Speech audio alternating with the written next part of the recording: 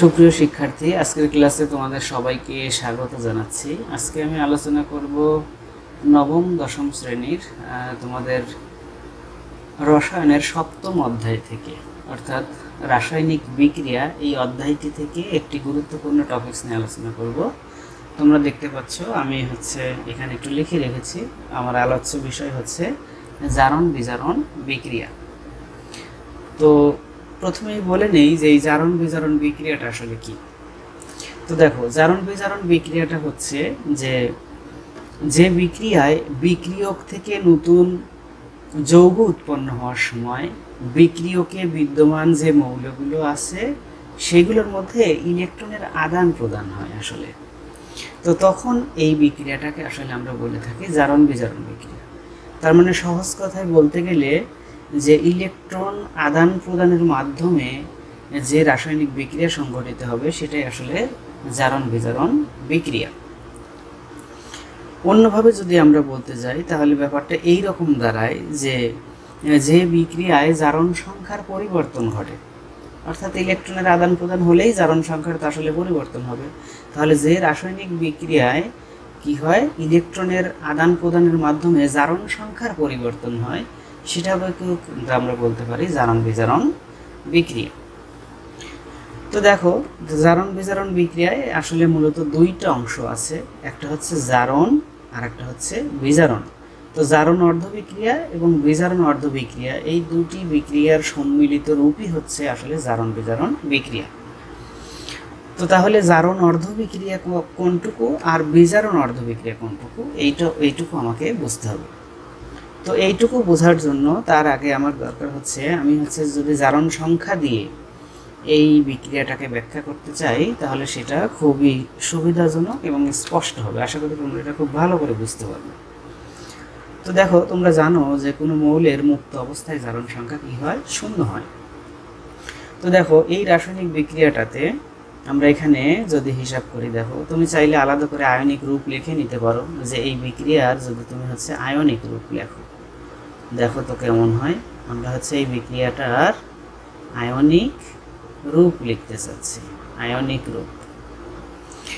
তো দেখো, আমরা চাইলে এই বিক্রিয়াটাকে একটু ভেঙে লিখতে পারি। দেখো, এখানে আমাদের হাইড্রোজেন আছে দুইটা, তো আমি যদি এইভাবে লিখি, আর একটা আছে সালফার, হাইড্রোজেন সালফাইডের এই অংশটাকে আমি এইভাবে লিখলাম, প্লাস ক্লোরিন এইভাবে লিখলাম। তারপরে দেখো একটা সালফার এবং HCl। তো HClটাকে আমি এইভাবে লিখলাম, H এবং Cl এইভাবে লিখলাম। এখন আমি প্রত্যেকের জারণ সংখ্যা যদি আলাদা আলাদা করে বসাই, তো দেখো যে এইখানে হাইড্রোজেনের জারণ সংখ্যা, অর্থাৎ হাইড্রোজেন সালফাইড এই যৌগটাতে হাইড্রোজেনের জারণ সংখ্যা +1 এবং সালফারের জারণ সংখ্যা -2। কারণ কোনো যৌগের মোট জারণ সংখ্যা কিন্তু শূন্য হয়। তো এখানে দুটি হাইড্রোজেনের জারণ সংখ্যা হবে কিন্তু +2 আর সালফারের -2, টোটাল হয়ে যাবে কিন্তু 0। এবং ক্লোরিন যেহেতু মুক্ত অবস্থায় আছে তাই তার জারণ সংখ্যা 0। এবং এই পাশে দেখো, এই পাশে যদি আমি হিসাব করি যে যৌগ অবস্থায় তার জারণ সংখ্যা 0 হয় না, এখানে চেঞ্জ হয়েছে, তবে সালফার মুক্ত অবস্থায় আছে, তার জারণ সংখ্যা 0। এখানে হাইড্রোজেনের তোমার জারণ সংখ্যা আছে, দেখো HCl এই যৌগটাতে, এখানে হাইড্রোজেনের জারণ সংখ্যা +1 এবং ক্লোরিনের জারণ সংখ্যা তোমার -1। তো এটাকে ভেঙে লিখলে আসলে মোটামুটি এরকম দেখা যাবে। তো দেখো, জারণ অর্ধ বিক্রিয়া, এই জারণ অর্ধ বিক্রিয়া কোনটুকু যদি আমি জারণ সংখ্যা দিয়ে হিসাব করতে চাই, তাহলে দেখো যে তোমার বিক্রিয়কের মধ্যে কোনো একটা অংশের, দেখো কোনো একটা বিক্রিয়কের জারণ সংখ্যা বৃদ্ধি পেয়েছে এবং কোনো একটি বিক্রিয়কের জারণ সংখ্যা কিন্তু হ্রাস পেয়েছে, সেই অংশটুকু আমরা খেয়াল করব। তো এই রাসায়নিক বিক্রিয়াটাতে দেখো এইখানে তোমার জারণ সংখ্যা পরিবর্তন হয়েছে আসলে কার কার। জারণ সংখ্যা দেখো চেঞ্জ হয়েছে সালফারের এবং ক্লোরিনের, এই দুইজনের কিন্তু জারণ সংখ্যা পরিবর্তন হয়েছে, কিন্তু হাইড্রোজেনের জারণ সংখ্যার কিন্তু কোনো পরিবর্তন হয়নি। তো আমাকে দেখতে হবে যে আসলে জারণ সংখ্যার পরিবর্তন হয়েছে কার কার। তো তো দেখো যদি জারণ সংখ্যা দেখো এখানে বৃদ্ধি পেয়েছে কার সেই অংশটা যদি আমি প্রথমে হিসাব করি, দেখো আমার জারণ সংখ্যা বৃদ্ধি পেয়েছে কিন্তু সালফারের। তাহলে দেখো এই যে তোমার সালফারের জারণ সংখ্যা -2 থেকে বেড়ে জারণ সংখ্যা হয়ে গেছে 0। -2 কিন্তু 0 থেকে ছোট, তার মানে জারণ সংখ্যার পরিমাণ বৃদ্ধি পেয়েছে, -2 থেকে 0 হয়েছে। তো এটা কিভাবে হয়? তাহলে সালফার এখানে কি করেছে? ইলেকট্রন ত্যাগ করেছে নাকি গ্রহণ করেছে? আমরা জানি ইলেকট্রন গ্রহণ করলে ঋণাত্মক চার্জের পরিমাণ বেড়ে যাবে, তার মানেই সে হচ্ছে ইলেকট্রন কি করেছে? ত্যাগ করেছে। কয়টা ইলেকট্রন ত্যাগ করেছে? দেখো সালফারকে এখানে 2টি ইলেকট্রন ত্যাগ করতে হবে, সালফারকে এখানে 2টি ইলেকট্রন ত্যাগ করতে হবে। তাহলেই সালফার কিসে পরিণত হবে? সালফার পরমাণুতে পরিণত হবে, অর্থাৎ সালফার আয়নটা সালফার পরমাণুতে পরিণত হবে, সালফার মৌলে পরিণত হবে। এটা হচ্ছে আমাদের। তাহলে এই দেখো এখানে জারণ সংখ্যা কি হয়েছে? জারণ সংখ্যা বৃদ্ধি পেয়েছে।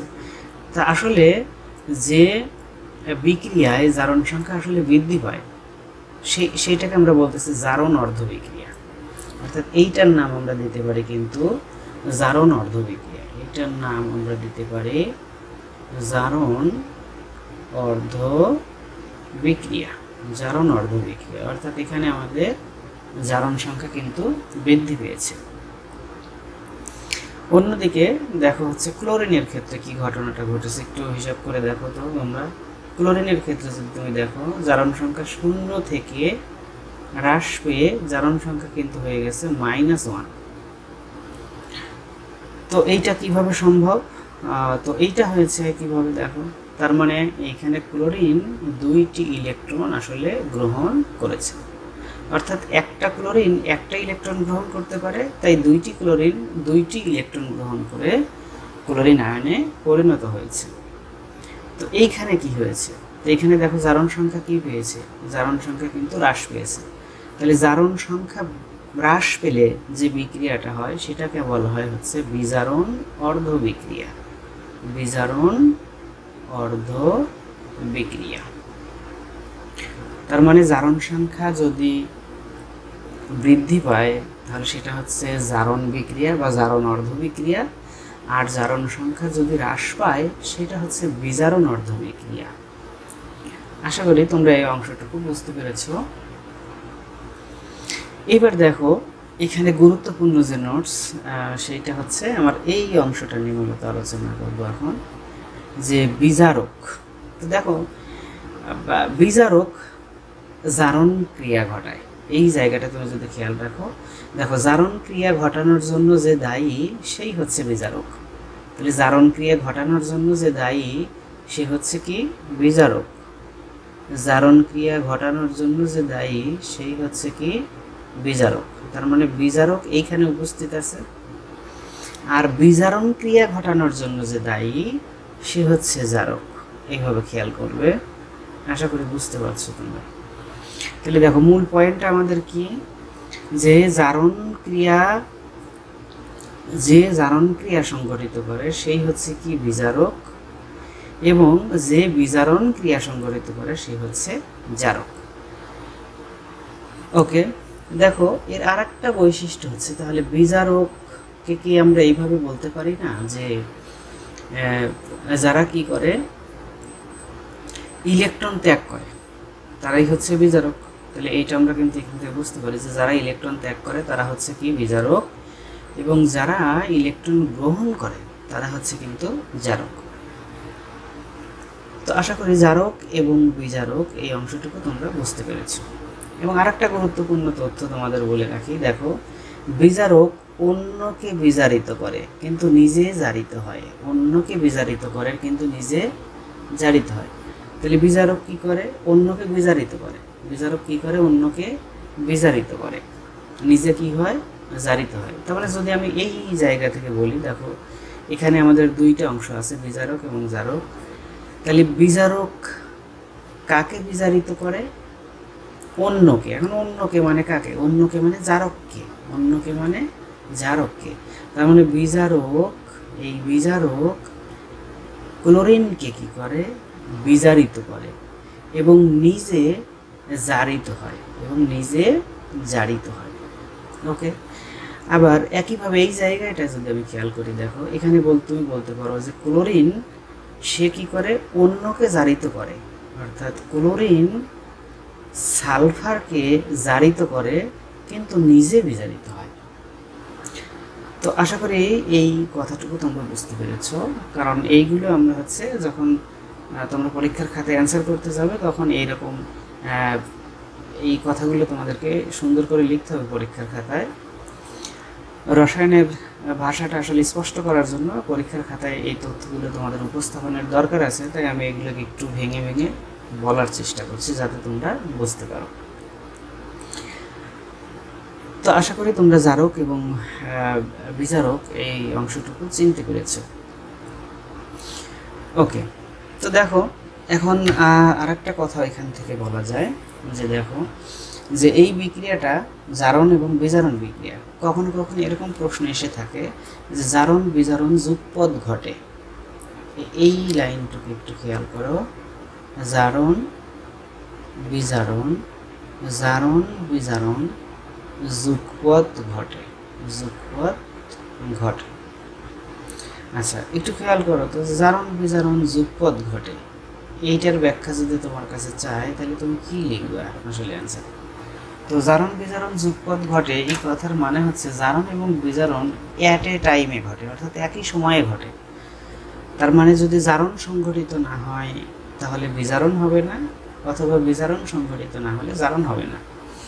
এর কারণ হচ্ছে তুমি খেয়াল করে দেখো যে কোনো একটি রাসায়নিক বিক্রিয়ায় জারণ ক্রিয়া যখন ঘটে তখন হচ্ছে কি করে, তোমাদের কোনো একটি বিক্রিয়ক ইলেকট্রন ত্যাগ করে এবং সেই ত্যাগ করা ইলেকট্রন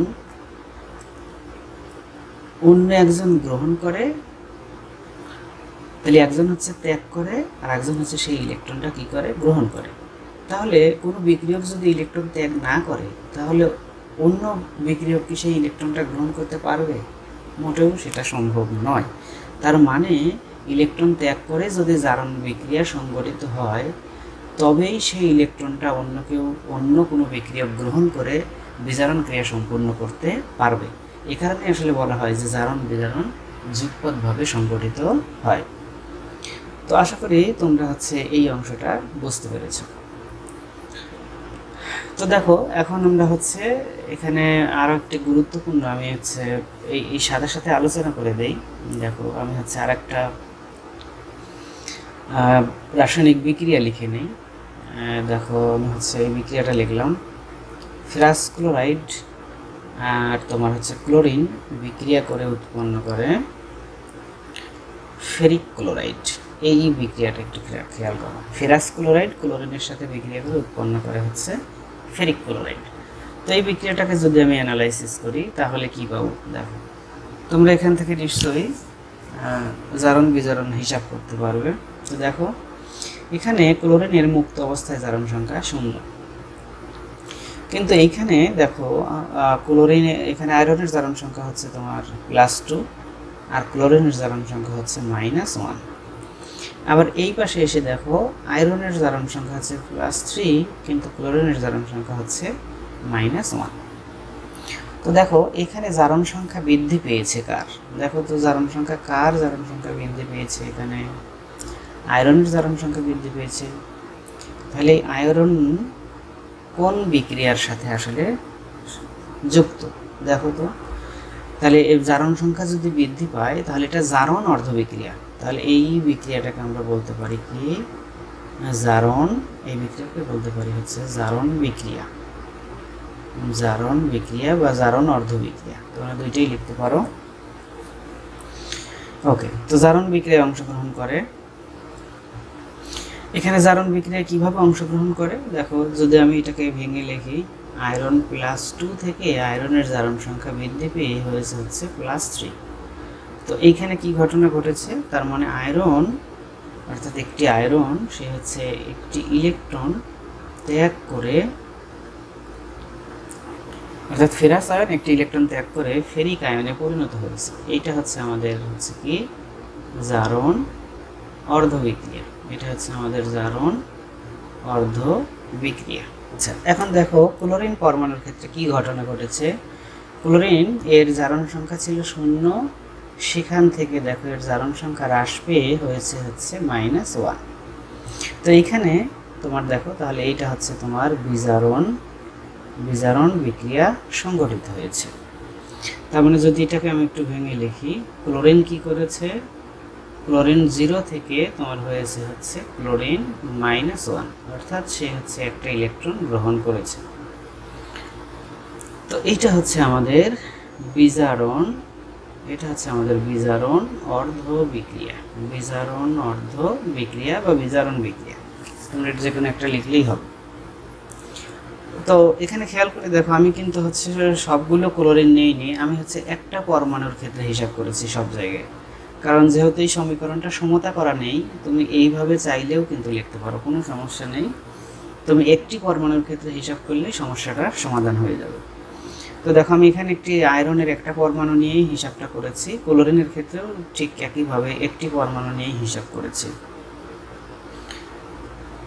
তো সুপ্রিয় শিক্ষার্থী, তাহলে তোমরা হচ্ছে নিশ্চয়ই বুঝতে পারছো যে এই বিক্রিয়াটার ক্ষেত্রে এখানে জারণ ক্রিয়া ঘটাইছে যে, দেখো তো এইটা অর্থাৎ ফেরাস ক্লোরাইড, তাহলে একে আমি কি বলবো, এ হচ্ছে তোমার জারক নাকি বিজারক? তাহলে জারণ বিক্রিয়া যে ঘটায় সে হচ্ছে কি বিজারক, তাহলে এ হচ্ছে তোমার বিজারক। এবং বিজারণ ক্রিয়া ঘটানোর জন্য যে দায়ী সে হচ্ছে তোমার জারক। তাহলে এখানে ক্লোরিন কিন্তু জারক হিসেবে কাজ করেছে, তাহলে এখানে তোমার ক্লোরিন হচ্ছে জারক এবং ফেরাস ক্লোরাইড সে কি হিসেবে কাজ করেছে, বিজারক হিসেবে কাজ করেছে। তাহলে এই হচ্ছে তোমার বিজারক আর এই হচ্ছে তোমার জারক। তাহলে ফেরাস ক্লোরাইড কাজ করেছে বিজারক হিসেবে, এই কাজ করেছে জারক হিসাবে। সামনের ক্লাসগুলো করার আমন্ত্রণ রইল। সে পর্যন্ত সবাই ভালো থাকো, সুস্থ থাকো, আল্লাহ হাফেজ।